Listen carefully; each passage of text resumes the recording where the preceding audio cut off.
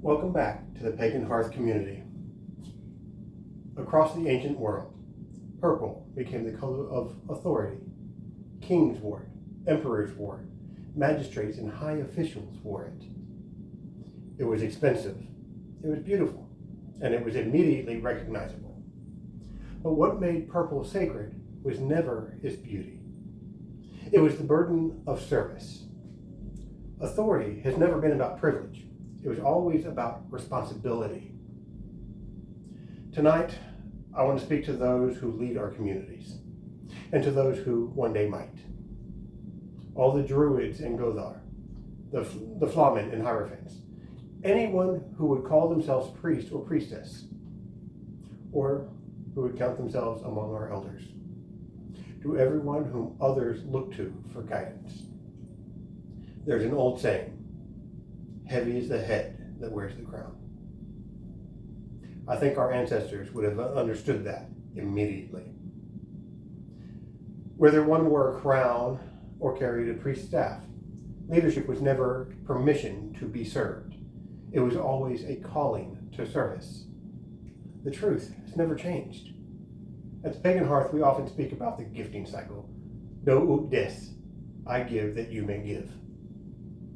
Too often people imagine that the cycle exists only between ourselves and the gods. We make offerings. The gods bless us.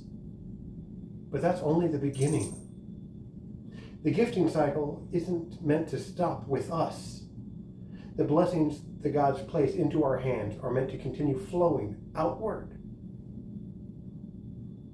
Knowledge, compassion, justice and hospitality, protection, leadership. These are all parts of those gifts. If the gods entrust someone with influence over others, they expect the influence to be returned into the world in service. A leader who only receives has broken that cycle. The first weight of purple is the weight of knowledge. Study matters. Every tradition has its learned people. The Druid preserves wisdom. Goði preserves right. A Pontifex preserves sacred order. Jret preserves tradition of the people. Our ancestors trusted their religious leaders with memory itself. Not simply myths, but memory, genealogies, customs, our calendars, prayers, and laws. The stories that taught a people who they were, because when memory dies, a people dies forgetting themselves. But knowledge isn't collected for its own sake. It wants to be shared freely, to be understood deeply. Knowledge exists to serve. Anyone can memorize mythology. Anyone can quote translations of ancient sources or argue the interpretation of archaeological findings. But knowledge is only the beginning of wisdom. Wisdom asks us a different question. How does this help our communities?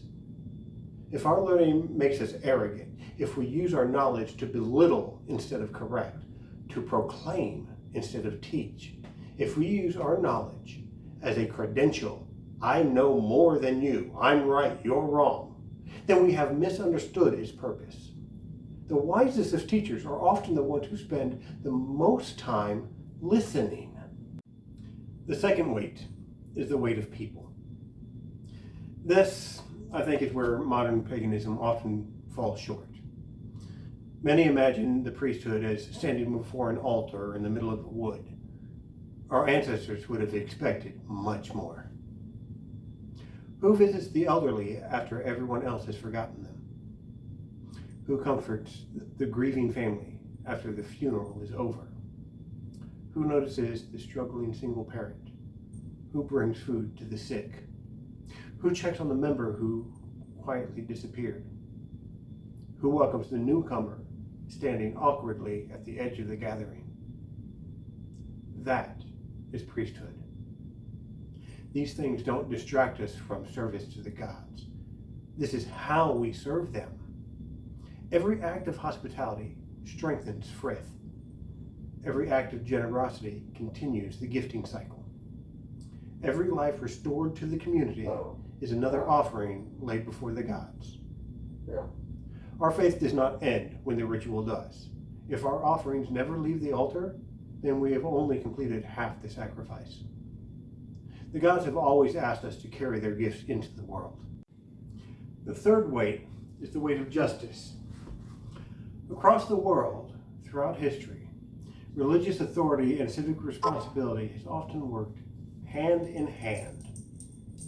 Not always in the same way in every culture, but again and again, we find religious leaders advising rulers and witnessing oaths, preserving law and settling disputes, and reminding those in power that authority exists for the good of the people.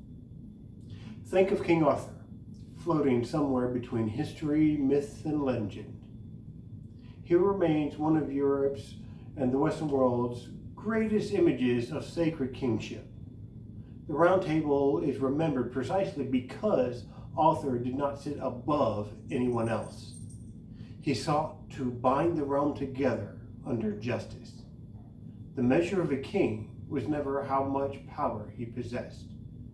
It was whether the widows were protected, whether travelers were safe, and promises were kept, and whether peace endured. Leadership exists for the flourishing of the realm, not for the glory of the ruler. Consider Alexander. He's called the Great. History remembers the conqueror, but his soldiers remembered the man who marched beside him, who endured the same heat, the same hunger, and the same danger. Leadership loses its legitimacy the moment it demands a sacrifice that it refuses to make itself. Then there's Julian, the last pagan emperor, who understands that temples alone would not preserve the old ways. He urged pagan priests to become known for their generosity and to care for the poor, to support strangers, to become indispensable to their communities through visible acts of service. He understood something that every pagan leader today should remember. The gods are honored not only by incense, but by healthy communities. The question for us today is simple. When your neighbors think about pagans, do they think of people arguing online? Do they think of the people who organize the food drive and volunteers after a disastrous storm? Who defend religious liberty, or who cared for local parks and cleaned up abandoned cemeteries? When your neighbor hears the word pagan, what comes to mind? Do they think of the teenagers down the street dressed in black, or the weird old lady on the corner hanging chimes from a tree?